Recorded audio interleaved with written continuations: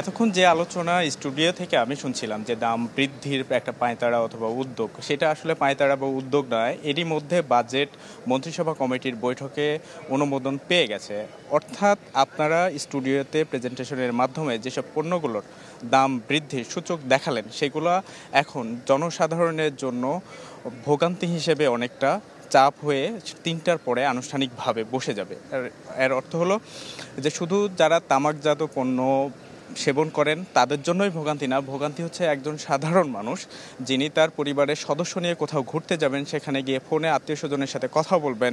বা আইসক্রিম হাতে সুন্দর করে হেঁটে যাবেন, ছবি উঠাবেন, সেসব ক্ষেত্রেই তার বাড়তি করের খরচ এখন থেকে আজকের পর থেকে পোহাতে হবে। কেননা আমাদের দেশের চিত্র হচ্ছে যখনই বাজেট উপস্থাপন করা হয়, যেদিন উপস্থাপন করা হয় সেদিন থেকেই জিনিসপত্রের দাম আমাদের ব্যবসায়ীরা বাড়িয়ে দেন। এর মানে দাঁড়াচ্ছে যে এই যে ৮২ বছরের অর্থমন্ত্রী যেমন নতুন করে রেকর্ড করছেন বাজেট উপস্থাপন করে, ঠিক তেমনি তিনি এই দেশবাসীর কাছে একটা দৃষ্টান্ত হয়ে থাকবেন যে বাজেট উপস্থাপনের মাধ্যমে ব্যয় সংকোচন নীতির বলা হলেও সেটি সাধারণের জন্য কতটুকু বাড়তি চাপ নিয়ে আসছে সেটার ফলাফল আগামী ১ বছর দেশবাসী ভোগ করবে।